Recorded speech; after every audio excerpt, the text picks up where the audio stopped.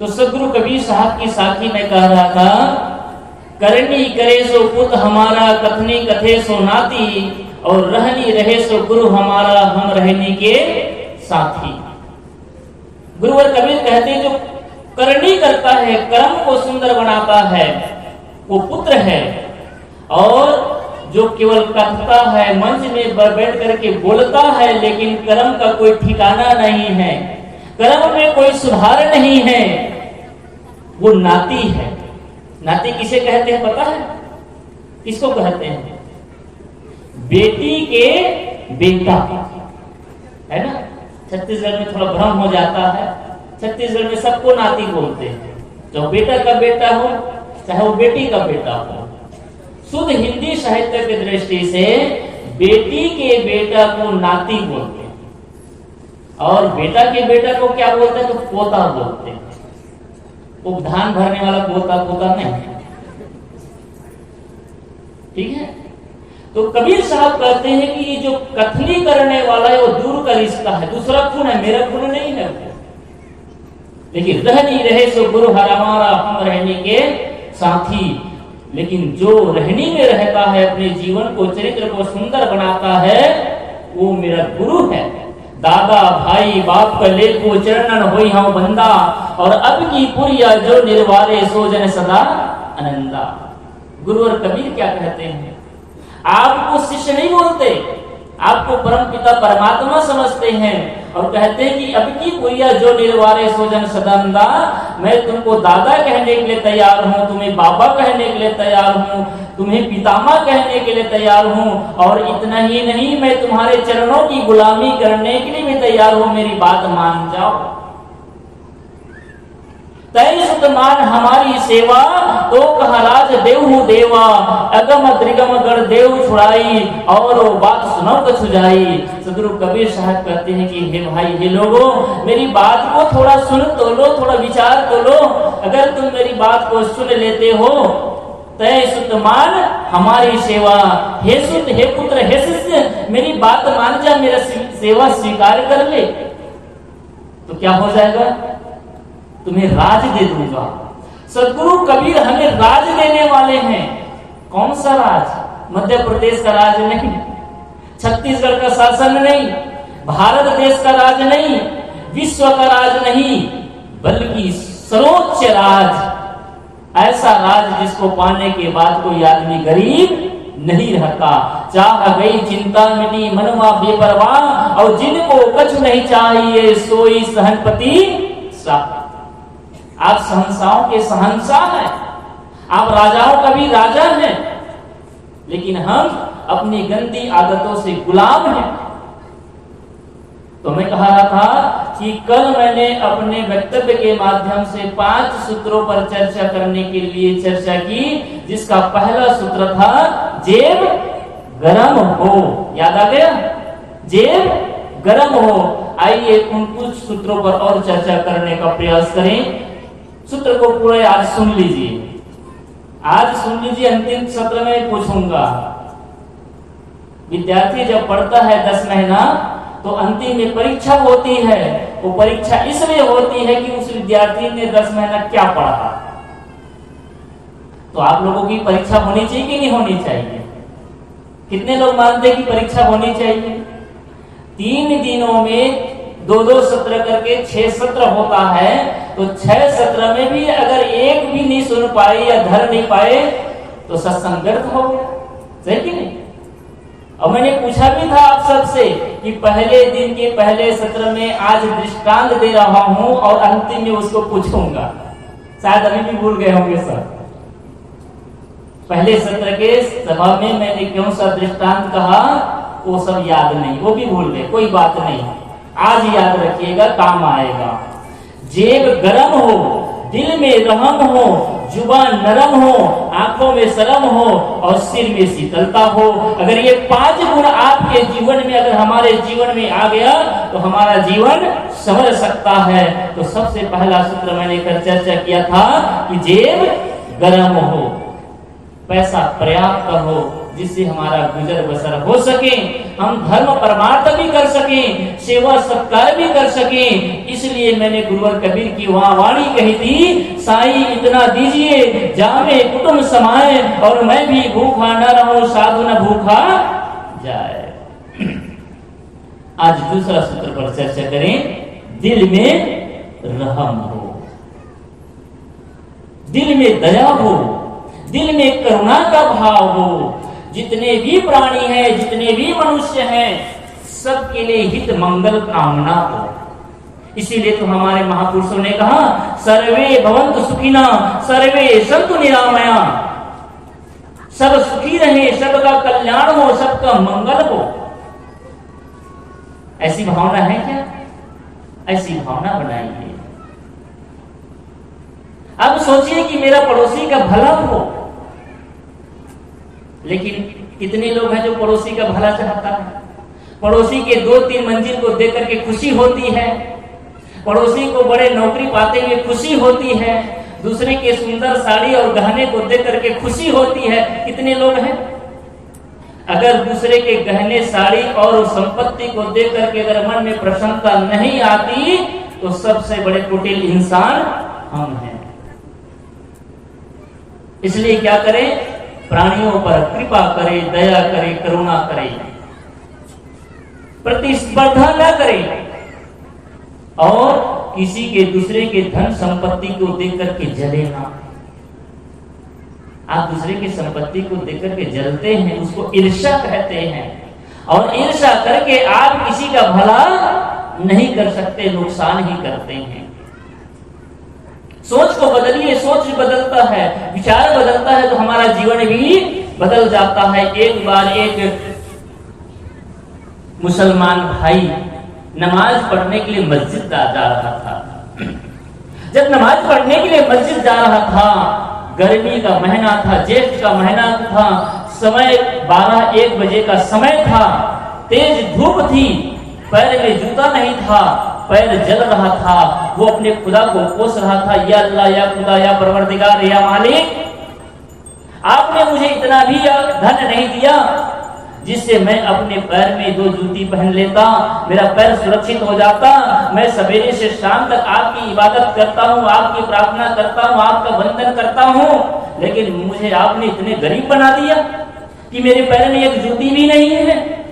वो इस प्रकार से अपने खुदा को कोस रहा था। शायद आप लोग भी खुदा को कोसते हैं, कोई अपने परमात्मा को, अपने सदगुरु को कोसते हैं। पानी गिर गया तब भी गाली देंगे भगवान को, पानी नहीं गिरा तो भी गाली देंगे भगवान को, सही कि नहीं? धूप हो गई तो भी भगवान गाली खाएगा, और ठंडी हो गई तो भी। और छत्तीसगढ़ी भाषा कहते ये लोग हाथ बहुत पानी गिरा। तो परमात्मा को हर स्थिति में गाली मिलती है, तो बड़ा सहज स्वीकार कर लेता है। तो वो आदमी अपने खुदा को कोस रहा था, शिकायत कर रहा था। देखिए, आप मंदिर जाते हैं, गिरजाघर जाते हैं, सदगुरु के दरबार में जाते हैं, माता बहनों भाइयों से मेरा निवेदन है कि शिकायत लेकर के मत जाइए, और कोई चीज मांगने के लिए मत जाइए। और हम सब तो मांगने वाले हैं ना। मंदिर में जितने भी लगभग जाते हैं, उसमें से 99% लोग केवल मांगने वाले होते हैं। मतलब शिकायत लेकर के जाते हैं, प्रभु मुझे आपने उतना नहीं दिया जितना देना चाहिए, इसलिए दे दीजिए। ये शिकायत आप मत करिए। एक बार एक पंडित जी एक राजा के दरबार में गया कुछ मांगने के लिए। सवेरे का समय था, राजा पूजा कर रहा था। राजा जब पूजा कर रहा था, उसके मंत्रियों ने रोक लिया कि 1 घंटा रुकिए, उसके बाद राजा जी मिलेंगे आपसे। राजा जब पूजा करके उठा, पंडित का अभिवादन किया और कहा कि आप क्यों आए हैं, क्या मांगना चाहते हैं? पंडित जी ने पूछा कि आप क्या कर रहे थे? तो मैंने कहा कि मैं पूजा कर रहा था। पूजा क्यों कर रहे थे? तो मैं प्रभु से प्रार्थना कर रहा था कि हे भगवान, मेरा एक राज है 1 कोस का, मेरा राज 10 कोस का हो जाए। इस प्रकार से मैं प्रभु से प्रार्थना कर रहा था। पंडित महाराज ने कहा कि बस मेरा काम हो गया, मैं चलता हूँ। राजा ने कहा क्यों आए थे यहाँ? कहे आया तो मांगने के लिए, थे, लेकिन अब मांगने की जरूरत नहीं है, क्योंकि देता तो दानी है, देता तो राजा है, भिखारी कभी कोई दान देता नहीं है। अरे आप तो मेरे से बड़े भिखारी, मैं तो कुछ चंद रुपए कुछ धन को मांगने के लिए तुम्हारे दरबार में आया था, लेकिन यहाँ आकर के पता चला तू राजा नहीं, तू तो सबसे बड़ा भिखारी है। जो भगवान से हम तो केवल 2 वक्त की रोटी मांगते हैं और तू तो बहुत बड़ा राज मांगने के लिए चला है। तो आदमी जो है मांगता रहता है। मैं कह रहा था वो जो मुसलमान भाई था वो रास्ता रास्ता चल रहा था और अपने खुदा को कोस रहा था कि अल्लाह या खुदा या परवरदिगार, आपने मुझे इतना भी धन नहीं दिया कि मेरे पैर में 2 जूती भी होता, चैन से चल भी पाता। देखिए इस गर्मी में मेरा पैर जल रहा है। लेकिन एक दृश्य देखता है, क्या देखता है? उसी दोपहरी में धूप में, तेज धूप में जमीन तप रही थी, जल रही थी। उसी जलती हुई जमीन में एक अपाहिज आदमी हाथ के बल चलते हुए, घसीटते हुए चल रहा था।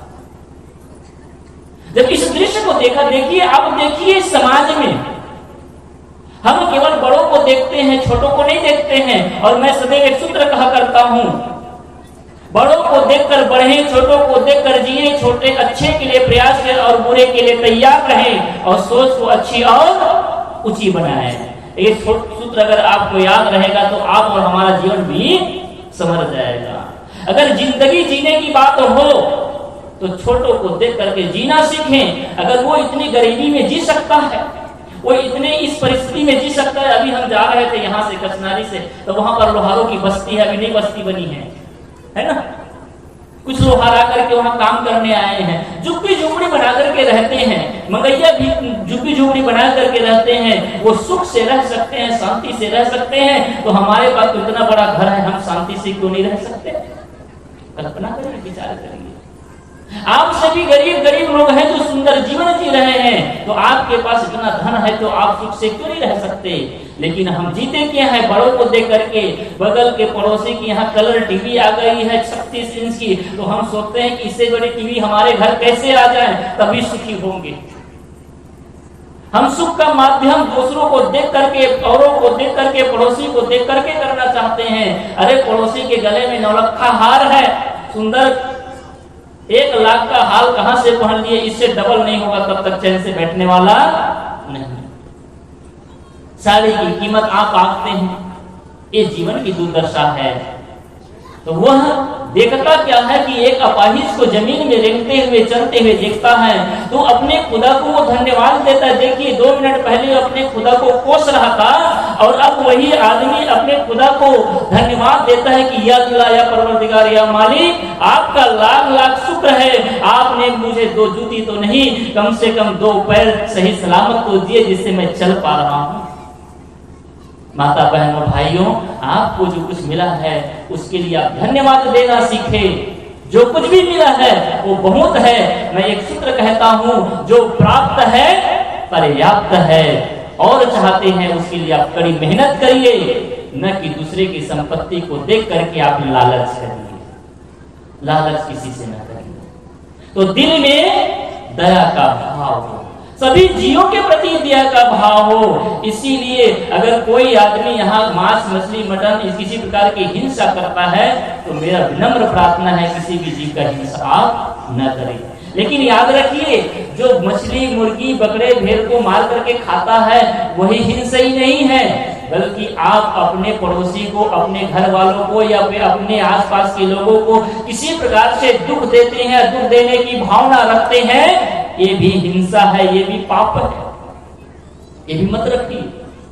सबके प्रति करुणा का भाव, दया का भाव, सबका मंगल होने का भाव ये रखिए। इसी को बोलते हैं दिल में दया, दिल में रहम। और हमारा दिल तो मर गया है, हमारा दिल तो बहुत छोटा है। आज दिल इतना छोटा हो गया है कि केवल पति और पत्नी के लिए जगह है।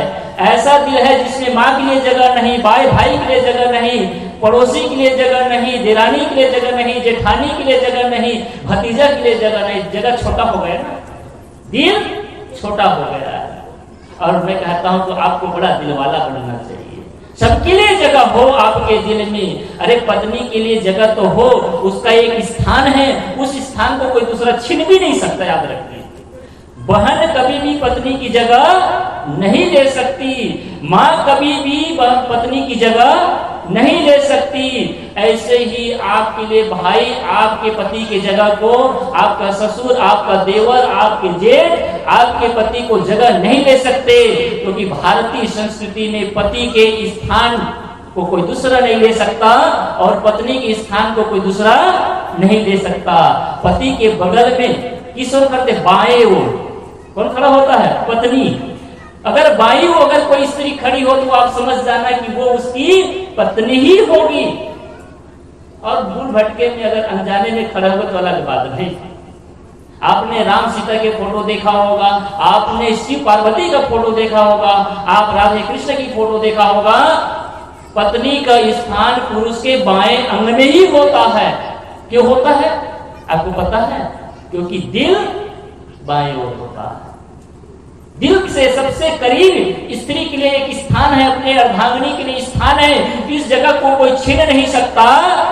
लेकिन दिल इतना बड़ा बनाइए कि उस दिल में पत्नी के साथ साथ माता पिता के लिए भी जगह हो, सदगुरु के लिए भी जगह हो, अड़ोसी पड़ोसी के लिए भी जगह हो, भाई भतीजा के लिए भी जगह हो, और यहाँ तक दुश्मन के लिए भी आपके दिल में जगह हो। नफरत की बात ना हो, किसी से भी नफरत मत करिए, किसी से बैर मत करिए, क्योंकि बैर करके आपने आज तक कुछ नहीं पाया, केवल लड़ाई होगी। इसलिए सबसे प्रेम करिए। आप अपना रस टपकाइए। नीम सदैव कड़वा होता है। अगर कोई गाली देता है इसका मतलब उसके अंदर गाली भरी हुई है। अगर कोई क्रोध करता है इसका इतना ही अर्थ है कि उसके अंदर क्रोध भरा हुआ है। अगर वो नफरत करता है इसका मतलब है उसके अंदर नफरत भरा हुआ है। अगर वो द्वेष करता है इसका मतलब उसके अंदर द्वेष भरा हुआ है। अगर वो जो कर रहा है अगर वही आप करते हैं तो उसमें और आप में कोई अंतर नहीं है। गुरुवर कबीर ने कहा वो तो वैसा ही हुआ, तू मत होए अयान, वो निर्गुण या तय गुणवंता मत ये कई में शान। अगर वो निर्गुणी है, निर्बुद्धि है और वो गाली देता है और तुम सज्जन हो, सदाचारी हो, भक्ति भावना करने वाले सज्जन हो, तो तुम्हें तो सह करके रहना चाहिए ना। अगर गधा लात मारे और तुम उसको भी लात मारो तो गधा और तुम में कोई अंतर नहीं। मैंने एक साखी कही थी, आवत गाली एक है उलटत होए अनेक, और कहा कबीर ना उलटिए रही एक की एक। गाली जब आती है तो एक होती है और जब उसको उलटते हैं तो अनेक हो जाती है। एक बार की बात है, एक गांव में लड़की थी। आपके गांव में होगा तो क्षमा करना, लेकिन सब गांव में कोई कोई ऐसे लड़की या फिर कुछ न कुछ ऐसे लोग होते हैं जो चलते फिरते किसी भी बच्चे को चट से मार देंगे, किसी को डरा देंगे। कुछ कुछ ऐसे माताएं होती हैं जो कुछ भी करते हैं, सब गांव मिल जाते हैं। तो उस गांव में एक लड़की थी, उस लड़की का ऐसा स्वभाव था कि बस रात दिन जिसको भी देखते उसको याद करके गाली देना चालू कर देती थी। किसी की बहू को देखती उसको गाली देना चालू कर देती थी, किसी की बेटी को देख करके, किसी के घर सगा आती थी उसी को देख करके गाली देना प्रारंभ। बस उससे आदत बन गया था, स्वभाव बन गया था। गांव के लोग सब परेशान हो गए, हैरान हो गए। ये जो बुढ़िया है ये खुद न मरती है न जीने देती है, ये मर जाती वही अच्छा, लेकिन क्या करें उसकी आदत। तो एक दिन गांव के लोगों ने सब मिलकर के मीटिंग की, बुढ़िया को भी बुलाया, बुढ़िया भी आई। गांव वालों ने कहा कि हम लोग आपके लिए मीटिंग किए हैं। बुढ़िया कहते क्यों? कहते कि आप रोज गाली देते हैं, जहां तहां बकती रहती है, कुछ भी बोलती रहती हैं, असभ्यता फैलाती हैं, हम सबको अच्छा नहीं लगता है। और कभी कभी हमारे घर में अतिथि आते हैं, सज्जन आते हैं, मेहमान आते हैं तो बहुत बुरा लगता है, इसलिए आपके काम को बंद करो। लड़की ने कहा भैया मेरा भी तो मन नहीं है, लेकिन देखता हूं तो मन मचल जाता है, आदत पड़ गई है। देखिए लड़के की आदत नहीं, हमारी भी गलीज आदत है, माता बहनों भी गंदी गंदी आदत होती है, भाइयों की भी गंदी गंदी आदत होती है। बस कुछ भी किसी को देखेगा, ए साले ऐसा हो गया, वो साले, कोई जरूरत है क्या? माताओं की आदत रहती, रोहा ने ऐसा कर दिया, उसने ऐसा कर दिया। बंदर को रोहा बोलोगे, बेटा को रोहा बोलोगे, गाय भैंस को रोहा बोलोगे, बोलते कि नहीं? फिजूल का बोलते हैं। तो ऐसा नहीं कि लड़की बस ने कुछ भी बोलती थी, हम लोग भी बोल दिया करते हैं कभी कभी। भाई लोग भी कुछ भी बोलते हैं, और बहुत भाइयों की तो आदत है बिना गाली दिए वो कुछ बोल भी नहीं पाता। रे साले बे कहे बिना तो काम चलता। एक सज्जन था, बहुत सुंदर सज्जन था और प्रेमी था, भक्त प्रेमी था। तो एक दिन की बात है, हम लोग पैदल चल रहे थे, साथ में चले, तो कुत्ता आ गया। ये साले कुत्ता सामने आगे कहे। तो हमारा संत था, उन्होंने कहा साहब भैया आपकी कितने साल है? एक साल को तो निभा नहीं पा रहे हो, कितने साल बनाओगे? तो कहा, वो बोलते साहब कहा कर भी ये साले आदत पड़ गए। बोलते फिर से साले। तो आदत ऐसी होती है कि आदमी छोड़ता नहीं है। तो जो लड़की थी वो लड़ती थी, उसने कहा छोड़ना तो चाहती हूं लेकिन छूटता नहीं है, इसलिए मैं मजबूर हूं। तो गांव वालों ने मीटिंग करके एक नियम निकाले, ठीक है तुम लड़ना, लेकिन एक दिन एक ही घर में जाकर के जितना लड़ना है लड़ना, वहीं रहना, वहीं खाना, वहीं पीना, वहीं सब कुछ करना, सड़क में कभी लड़ना मत। लड़की ने कहा ये शर्त तैयार है। एक घर में जाएंगे, गांव वालों ने सोचा हमारा गांव जो है 365 घर का है, तो एक दिन में एक बार नंबर मिलेगा, तो कम से कम 364 दिन तो शांति से रहेंगे। अब कोई सगा संबंधी आएगा तो शांति से रहेंगे। ऐसा पारी बन गया। तो जब वो लड़की सवेरे जाती थी लड़ने के लिए, तो सुनकर के कोई रहेगा क्या? वो भी उत्तर पर प्रति उत्तर करते थे, और इस प्रकार से वो नोक झोंक चलता रहता, सवेरे से शाम तक होता। इस प्रकार से घटना का क्रम चल रहा था। एक दिन की बात है, एक घर में नई नवेली बहू आई थी। सांझ के समय, लगभग बहू सांझ के ही जल्दी ज्यादा आती है, सवेरे से निकलते हैं अपने मैके से, आते आते सांझ हो रहा था। तो नई नवेली बहू आई थी। सास जो है वो सिर धर करके बैठी हुई थी अपने आंगन में। बहू प्रणाम करती है और थोड़ी देर के बाद आकर कहती कि माँ मैं जब से आई हूँ 1 घंटे से देख रही हूँ कि आप बहुत उदास है, निराश है, परेशान है, क्या किसी प्रकार की कोई तकलीफ है क्या? सास कहती कि बेटी कोई तकलीफ नहीं है। क्या कोई बीमारी है क्या? कहे कोई बीमारी नहीं है। क्या कहीं पर कोई पीड़ा हो रही है? तो कहीं पर कोई पीड़ा नहीं हो रही है। तो किसी ने कुछ आपको कह दिया क्या? तो किसी ने कुछ नहीं कहा है। अंत में हाथ जोड़ करके माँ मैं आई हूँ, इसलिए आप दुखी हैं क्या? मैं आपको अच्छी नहीं लगती क्या? अगर मेरे से किसी प्रकार से कोई गलती हो गई हो तो क्षमा कर देना। वो सास जो है अपनी बेटी की हाथ पकड़ लेती है, सीने से लगा लेती है और कहती कि बेटी तू तो लक्ष्मी है, तुम्हारे आने से हमारा घर पावन हो गया है। अरे तुमको पाने के लिए तो हम 20 साल से इंतजार कर रही थी। तुम तो बहुत सौभाग्यशालिनी हो और हम भी बहुत सौभाग्यशालिनी है कि तुम्हारे जैसा बहू हमको प्राप्त हुआ है। जब इतनी बात को सुना तो बहू ने कहा कि माँ आप मुझे बेटी कहती हो और मैं तुम्हारी बेटी हूँ, तो बेटी को अपने मन की पीड़ा बताओ, अपनी मन की बात बताओ। आखिर तुम उदास हो, निराश हो, परेशान हो, इसका कारण क्या है? सास कहती बेटी अब क्या बताऊं, तुम तो घर के ही हो। हमारे गांव में एक प्रथा है, एक लड़की है जो कल ही हमारे यहाँ नंबर है। वो लड़की आएगी लड़ने के लिए और उसके साथ मुझे लड़ना पड़ेगा। हमारे घर में सगा संबंधी आए हैं, नई बहू आई है और मैं इसलिए दुखी हूँ कि जब मैं उससे लड़ने के लिए जाऊंगी तो मेरी बहू क्या समझेगी, मेरे रिश्तेदार क्या समझेंगे। हमारे सास तो बहुत कर्कश है, लड़की है, बहुत लड़की सास मिल गई है। इस प्रकार से आप बदनाम करोगी, उसको सोच सोच करके मैं दुखी हूँ, परेशान हूँ। बहू कहती है कि माँ बस इतनी सी बात? कहे हाँ बेटी बस इतनी सी बात है। बहू ने कहा कि माँ आज से सारा झंझट छोड़ दीजिए, भोजन मैं पकाऊंगी, झाड़ू मैं लगाऊंगी, बिस्तर मैं लगाऊंगी, सब काम मेरा, तो ये लड़ने का काम भी मेरा, मेरे लिए आप छोड़ दीजिए। सास कहती है मैं लड़ती यहाँ तक तो ठीक है, तुम लड़ने जाओगी तो मेरा नाक ही कट जाएगा। अरे गांव में ये चर्चा हो जाएगी, हम इस अमुक के घर में एक बहू आई है, रात भर भी नहीं हुई है, लड़ना प्रारंभ करती है। वो बहू बहुत समझदार थी, सुशील थी, शिक्षित थी, सत्संगी थी। उसने हाथ जोड़ के कहा माँ रात भर आप निश्चिंत होकर के सोए, सवेरे मैं देख लूंगी, आप चिंता मत करना। सवेरे हुआ, लड़की लड़ते झड़कते हुए आई और जैसे आई तो उस जो नई बहू थी लोटा में पानी लेकर के गई प्रणाम करती है। आप सबका रिवाज है, जब नई बहू आती है और नए मेहमान घर में आते हैं, गांव वाले ही नए कोई भी आ जाते तो उसका प्रणाम करते हैं।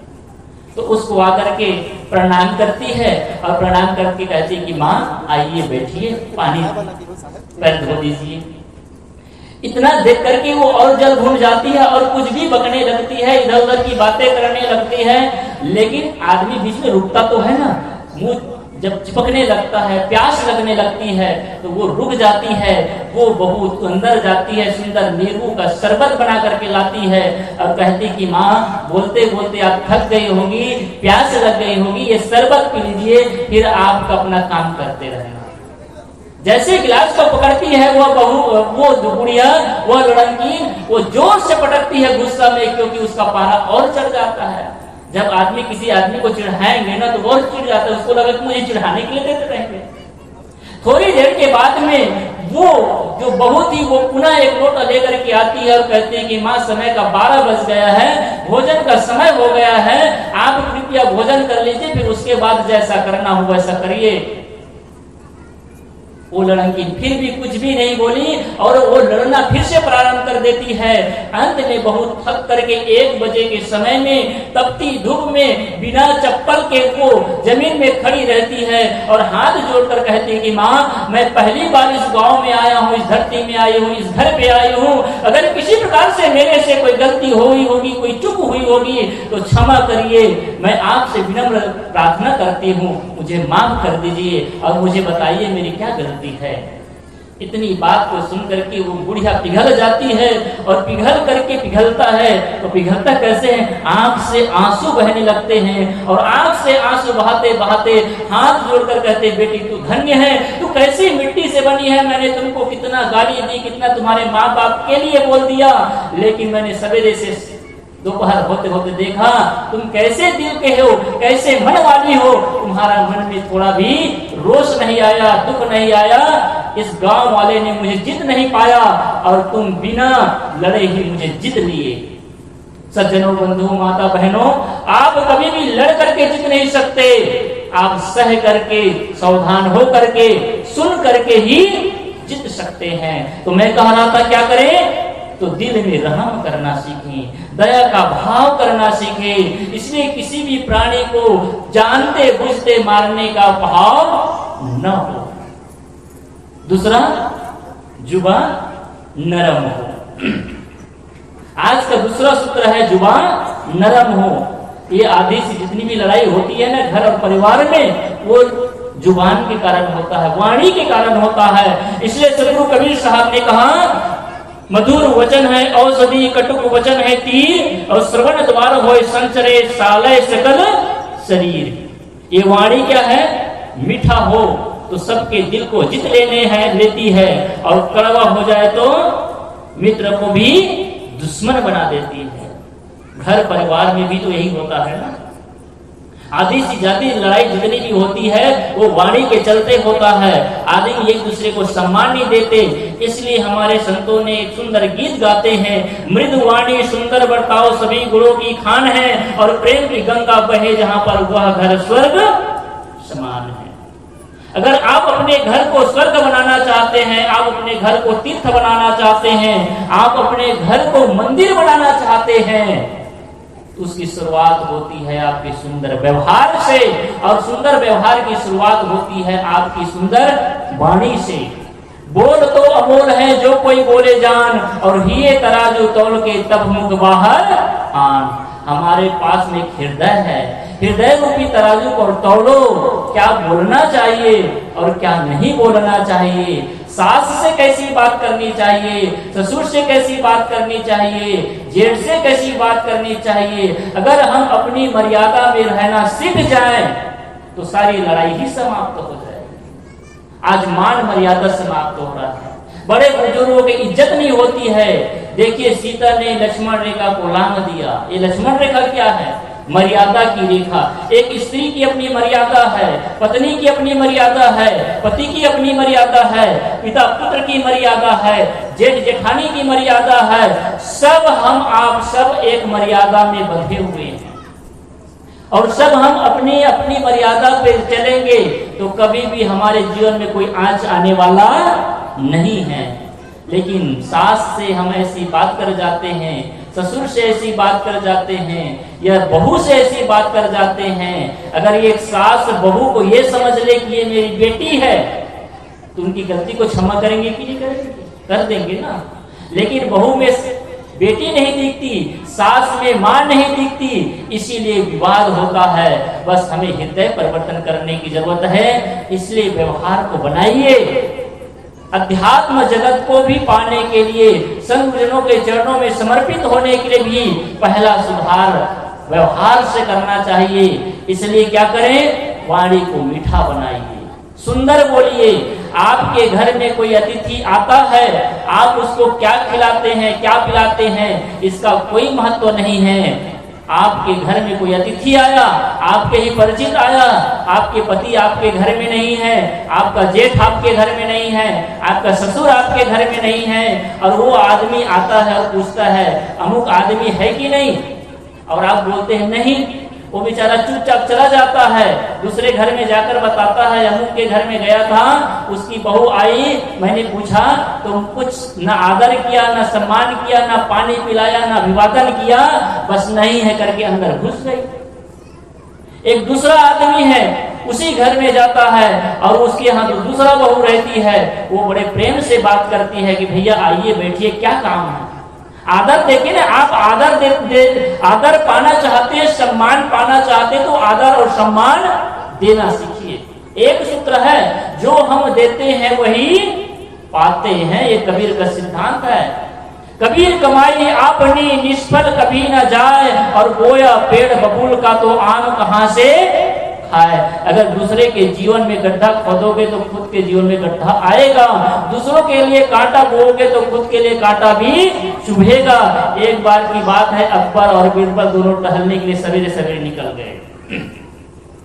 जब अकबर और बीरबल सवेरे सवेरे टहलने निकल गए तो अकबर को मजाक सूझा, बीरबल को नीचा दिखाने के लिए उसने कहा कि बीरबल मैंने रात में एक स्वप्न देखा। बीरबल ने कहा हुजूर आपने क्या स्वप्न देखा? अकबर ने कहा कि रात में मैंने स्वप्न देखा कि ऐसे ही हम लोग दोनों टहलते टहलते जा रहे थे, सवेरे का समय था, अंधेरा था थोड़ा, सामने में गड्ढा था और उस गड्ढे में गिर गए। तो सामने में एक गड्ढा था जो मल से भरा था, उसमें तुम गिर गए, और उसकी बगल में शहद का गड्ढा था जिसमें मैं गिर गया, वो बेइज्जती करने के लिए कि मल के गड्ढा में गटर में गिर गया करके। बीरबल ने पूछा हुजूर बस इतना ही ना? कहा हाँ इतना। अरे मैंने भी एक स्वप्न देखा है रात में, लेकिन मेरा स्वप्न थोड़ा लंबा चला, मैं थोड़ा देर से उठा, 5 बजे नींद खुली तो मेरा स्वप्न लंबा चला। बीरबल अकबर ने कहा कि तुमने क्या स्वप्न देखा? बीरबल ने कहा कि हुजूर स्वप्न तो सेम था, ऐसे ही था, थोड़ा आगे बढ़ा बस। कह क्या? हम दोनों पैदल चल रहे थे, सामने 2 गड्ढा था, अब आपने सच कहा कि आप शहद के गड्ढे में गिर गए थे और मैं जो है मल के गड्ढा में गिर गया था। जब वहां से दोनों बाहर आए तो साफ करने के लिए कुछ नहीं था, तो तुम मुझे चाट रहे थे और मैं तुझे चाट रहा था। अकबर बहुत सपका गया, क्योंकि क्या चाट रहा था? मल। जो आप दूसरों को मल देना चाहेंगे तो आपको भी मल मिलेगा, और दूसरों को सम्मान देना चाहोगे तो भी आपको भी सम्मान मिलेगा। इसलिए किसी दूसरे के लिए गड्ढा मत खोदो, उस गड्ढे में खुद को भी गिरना पड़ेगा। इसलिए क्या करें? मीठा बोलना सीखें। अरे कड़वा बोलने के लिए मुंह ऐठना पड़ता है, लेकिन मीठा बोलने के लिए सीधा जबान देना पड़ता है। और सीधी जबान बोलने के लिए कभी कोई टैक्स लगा है? आज तक फ्री का है, लेकिन फ्री का भी हम बांट नहीं पाते हैं। देखिए, दान करने की बात हो तो कुछ खर्चा होता है, कुछ पैसा देना पड़ता है, कुछ अन्न देना पड़ता है, लेकिन 3 ऐसी चीज बताऊंगा जिसके लिए कभी कोई पैसे देने की जरूरत नहीं होगी, लेकिन इससे बहुत बड़ा काम हो सकता है। पहली सेवा यह है, पहला दान यह है कि आपके पास कभी भी कोई भी व्यक्ति मिलता है उससे मीठी जबान से बात करिए, सुंदर व्यवहार करिए, ये पहला दान है। इसके लिए कोई पैसा देने की जरूरत नहीं पड़ती।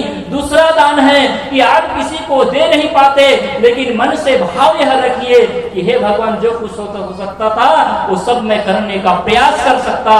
कम से कम मन से भाव बना करके रखिए। अगर मन में भाव है तो आपने दान तो ही दे ही दिया। इसके लिए कोई पैसा रखता है? सबके लिए मंगल सोचने के लिए, सबका कल्याण सोचने के लिए, सबका हित सोचने के लिए कोई पैसा देना पड़ता है? लेकिन हम तो इतना कंजूस हैं, इतना छोटा दिल वाला है कि दूसरे के हित, दूसरे की बड़ाई भी हमको भी सहन नहीं होता। और तीसरा समय दान। पहला दान वाणी दान, दूसरा भाव दान और तीसरा समय दान। ये समय 3 जगह के लिए दीजिए। याद रखिए कहां कहां। सबसे पहला समय जिसने आपको बनाया है, आपको जन्म दिया है, वो माँ और बाप के लिए। यहाँ अगर बहू बैठे होंगे, यहाँ अगर बच्चे बैठे होंगे तो ध्यान दीजिए। अगर आप ये चाहते हैं कि आपका बेटा आपकी सेवा करे, आपकी बहू आपकी सेवा करे, तो आज से ही संकल्प ले लीजिए कि मेरी सास की मुझे सेवा करने की जरूरत है, उसको समय दान दीजिए। सास और ससुर, माता और पिता आपसे कुछ ज्यादा नहीं चाहते हैं कि बहुत बड़ी संपत्ति दे, कि हमें रोज सोना चांदी दे। बस माता पिता सास ससुर बस इतना चाहते हैं, बहू 2 वक्त की सुंदर बोली बोल करके भोजन खिला दें, बेटा शाम को आकर के सुंदर पूछ ले कि माँ भोजन तो किए हो, पिता भोजन तो किए हो, तबियत तो ठीक नहीं है। बस इतना ही समय चाहते हैं। तो माता पिता के लिए थोड़ा समय निकालिए। और दुर्भाग्य है कि आज माता पिता के पास बैठने का समय नहीं है। पहला दान समय दान। दूसरा समय दान किसके लिए? दूसरा समय दान अपने भविष्य के लिए, जिसको बच्चा कहते हैं, जिसको अपनी संतान कहते हैं। जिस संतान के लिए आप सब कुछ करते हैं, बेईमानी करने के लिए भी तैयार हो जाते हैं, चोरी करने के लिए भी तैयार हो जाते हैं, और एन क्रेन प्राक्रेन जैसे भी आप धन संपत्ति इकट्ठा करने का प्रयास करते हैं। जब वही बच्चा नहीं होता तो उस बच्चा को प्राप्त करने के लिए आप गिरजाघर जाते हैं, गुरुद्वारा जाते हैं, मंदिर में माथा टेकते हैं, बैगा और ओझा के भी पास जाते हैं। लेकिन दुर्भाग्य है जब वही बच्चा पैदा हो जाता है तो उसके पास खेलने के लिए, उसको टाइम देने के लिए आपके पास समय नहीं होता। और आजकल का तो दुर्भाग्य है, बच्चा जैसे 3 साल का हुआ नर्सरी भेज दिए, 5 साल का हुआ स्कूल भेज दिए, थोड़ा सा और बड़ा हुआ तो हॉस्टल भेज दिए। अरे बच्चे को तुमने हॉस्टल भेजा है तो तुमको भी वृद्धा आश्रम भेजने वाला है, सही कि नहीं? आप अपने पास रह करके शिक्षा दीजिए, संस्कार दीजिए। संस्कार स्कूल से नहीं मिलने वाला है, समाज से नहीं मिलने वाला है। शिक्षा संस्कार असली तो आपके घर से मिल सकता है। आप अपने बच्चों को कुछ न दीजिए, केवल सच्चा संस्कार दीजिए, अच्छी शिक्षा दे दीजिए। देखिए आपकी संतान आपकी सेवा करती है कि नहीं करती है। आज बच्चों के पास बैठने के लिए टाइम नहीं है, बच्चों के साथ खेलने का टाइम नहीं है, बच्चों की भावनाओं को समझने के लिए टाइम नहीं है। माता बहनों, आप सबसे मेरा निवेदन है, पहला आप अपने माता पिता के लिए थोड़ा समय निकालिए। कुछ नहीं कर सकते तो घर से दिन भर काम करके जब थक करके आते हैं, पिताजी के पास बैठ जाइए और पूछे, पिताजी तबीयत तो ठीक है ना, थोड़ा सा पैर दबा देता हूँ। बस इतना कह करके देखना, पैर दबाएगा नहीं वो, उसका दिल खुश हो जाएगा। आप बहू हैं, अपनी सास के पास जाना कि माँ आपकी साड़ी फट गई है, ये मेरी साड़ी है जो मैंने मैके से लाई, इसको पहन लेना, आपके लिए है। अरे मेरी जिंदगी तो बहुत बड़ी है, बहुत साड़ी पहनती रहूंगी, इस साड़ी को आप रख लीजिए। देखिए माँ खुश होती कि नहीं होती। हम देना तो सीखे, हम जीना तो सीखे। अभी जीना आया नहीं हमको, देना आया नहीं है हमको, हम तो केवल स्वार्थ में जीते हैं। एक बार की बात है, एक घर में एक बहू थी, एक घर में एक बहू थी। उस घर में केवल 4 ही लोग थे, पति, बहू, बेटा और एक ससुर जी बस थे। 4 लोग बस थे उस घर में।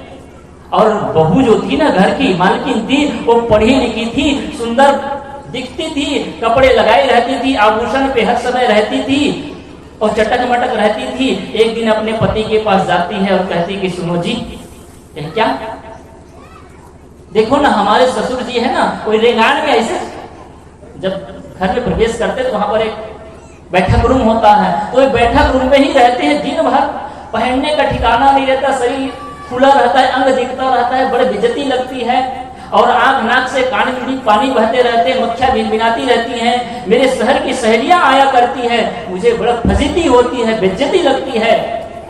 पति ने कहा तो करे क्या? तो करे एक छोटा सा काम करें कि पिछवाड़े में जो अब गाय तो बेच दी है, एक भी तो गाय हमारे घर में नहीं है, एक भी जानवर नहीं है, कोठा खाली हो गया है, उसी को साफ करके वहीं उसके लिए बिस्तर डाल देते हैं। पति ने समझाया, अरे मूर्खा ऐसा करोगी? अरे उसी पिता ने मुझे जन्म दिया है, उसी पिता ने मुझे पालन पोषण किया है और उसी पिता के संपत्ति से मैं इतना पढ़ लिख करके इतना बड़ा आदमी बन पाया हूँ और उस पिता को मैं नरक में डाल दूं? वो स्त्री अपना ब्रह्मास्त्र निकालती है। देखिए 4 हट होता है, याद रखिए कितना, बाल हट, साधु हट, राज हट और त्रिया हट। माता कैकेयी ने हट कर लिया कि राम को वनवास दो तभी मैं चैन से रह सकती हूँ, तब तक चैन से बैठने वाली नहीं है।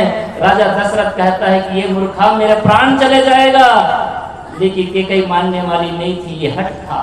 माता बहनों आपसे विनम्र निवेदन है, आप ऐसा हट कभी मत करना कि ये सिर का सुहाग दूर हो जाए, आपका बच्चा आपसे छिन जाए, आपका परिवार आपसे टूट जाए। अगर ऐसा किसी प्रकार का हट करते हैं तो आपके जीवन को नरक बनाने वाला है, दुख में डालने वाला है। सबसे पहले आपके पति हैं, आपका पति है तो आपके सिर में सुहाग है, आपका पति है तो गहने का सौभाग्य है, और आपका पति है तो आपके इस ये आभूषण में भी सुख है, और पति ही नहीं तो उस गहने में भी सुख नहीं है। तो बताइए कि पति बड़ा कि गहना? कितने लोग मानते गहना बड़ा है? पति बड़ा है कि गहना? पति ना, तो गहना के लिए कभी पति से नाराज मत होना, साड़ी के लिए कभी भी नाराज मत होना, बल्कि कहना जी जो जितना मिला है वो बहुत है, इसीलिए हम गुजारा कर लेंगे। आपके घर में 2 बच्चा होगा, एक बच्चा जो पाता है वो छीन करके खा जाता है, दूसरे के हक को भी खा जाता है, और जब आप जलेबी लाते हैं बाजार से तो किससे बचाना चाहते हैं? वो बच्चा जो छीन करके खा लेता है और लेना चाहता, अरे तो दिन भर खाता रहता है। एक बच्चा बहुत सीधा साधा है, देने पर भी नहीं लेता है, खाता भी नहीं है, आप उसको मनाते हैं कि बेटा एक जलेबी तो खा ले। आपके गांव में कुछ काम त्योहार होता है, आपके गांव में मड़ई मेला होता है, आप उसको पैसा देते, कहते बेटा माँ पैसा की जरूरत नहीं है, आप उसको मनाते, बेटा सब लोग खर्चा करते हैं 50 रुपए 100 रुपए, तो कम से कम 10 रुपए का तो खर्चा कर ले। आप किसको देना चाहते हैं? जो नहीं लेना चाहता। ये सूत्र याद रखिए, जो खाना चाहता है उसको मिलता नहीं, और जो त्याग करता है उसी को मिलता है। तो मैं कह रहा था 3 हट होता है, 4 हट, त्रिया हट, बाल हट, राज हट और साधु हट। अगर साधु हट कर लिया कि मुझे इस जगह बैठना है तो उस जगह से कोई उठा नहीं सकता, और बच्चा हट कर ले कि मुझे चॉकलेट चाहिए, मोबाइल चाहिए या अमुक चीज चाहिए, मुझे हाथी और घोड़ा चाहिए, तो उस हट को कोई पूरा नहीं कर सकता। एक बार अकबर और बीरबल की यूं ही कहानी, एक चुटकुला बताता चलूं। एक बार बीरबल को राज दरबार जाने में देरी हो गई। बात समझ में आ रही कि नहीं, कि बस सुन रहे हैं? मेरी बात समझ में आ रही है? वैसे हिंदी बोल रहा हूं लेकिन फिर भी पूछ लेता हूं।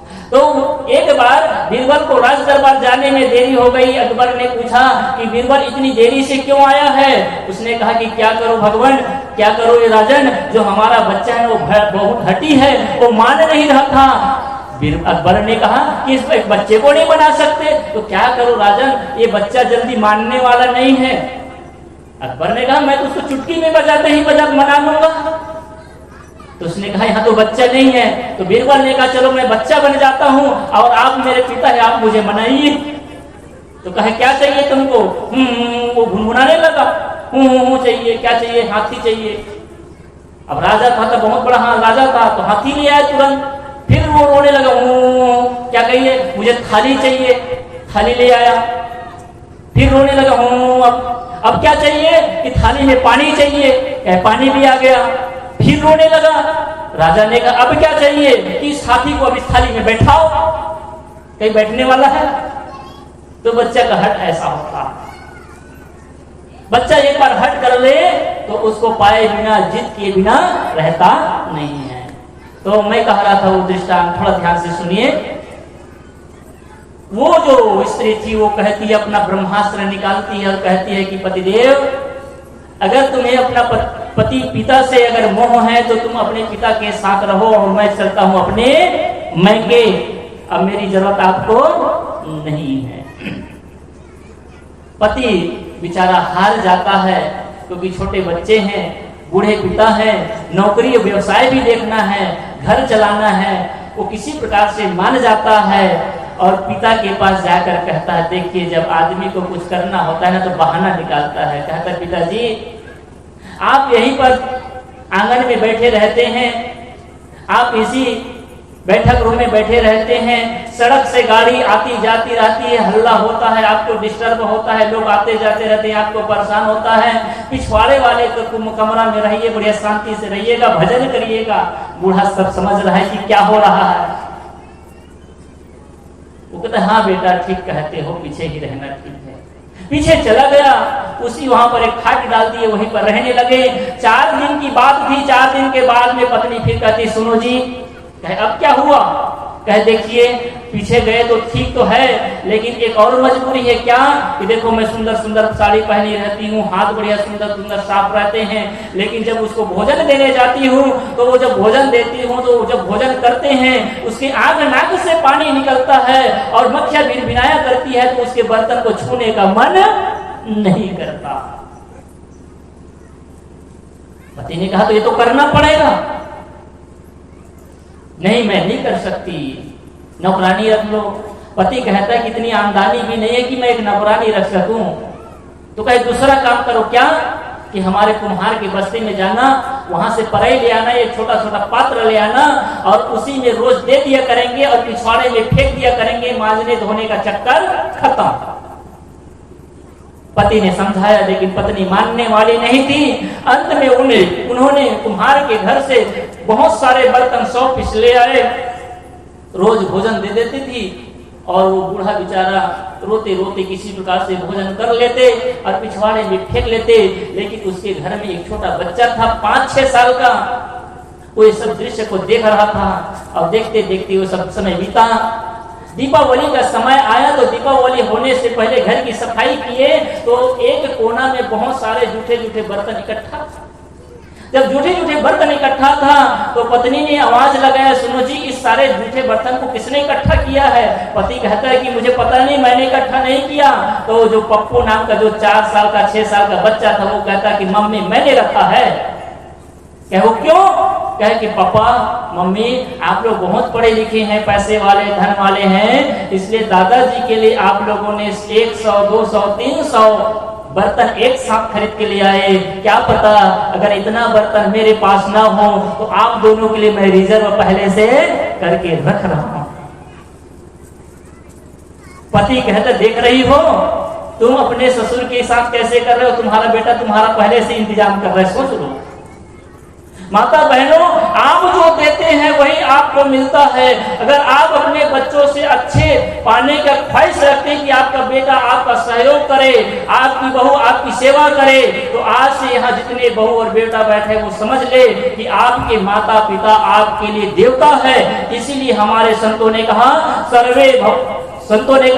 मातृदेव भव, पितृदेव भव, आचार्य देव भव और अतिथि देव भव। पहला देवता तो माँ है, दूसरा देवता पिता है। अरे हम बहुत पूजा कर लेते हैं, लेकिन जो सच्चा देवी और देवता है, जगदम्बा है, जो इस सृष्टि को जन्म देने वाले जननी माँ है, उस माँ को आप नहीं पूछ सकते। अगर वो माँ नहीं तो कुछ भी नहीं। एक बार की बात है कि एक माँ अपने बच्चे को लेकर के बाजार जा रही थी। छोटा सा बच्चा था, जैसे बाजार के पास गया जिद करने लगा। बेचारी गरीब थी, कुछ रुपए लेकर के सामान खरीदने के लिए गई। जब बच्चा किसी वस्तु को देखता तो लपक करके कहता कि ये गुब्बारा मुझे चाहिए, खिलौना चाहिए, ये मिठाई चाहिए। बार बार माँ उसे मनाती और कहती कि बेटा अंत में दे देंगे। और बच्चा रोता हुआ वैसे विलखता हुआ जा रहा था। एक सज्जन पीछे से देखता हुआ जा रहा था कि काश उसके पास एक भी संतान नहीं थी। यही दुनिया की विडंबना है। खाने वाला है, उसके पास खिलाने के लिए नहीं, और जिसके पास खिलाने के लिए करोड़ों अरबों की संपत्ति है उसके पास खाने वाला।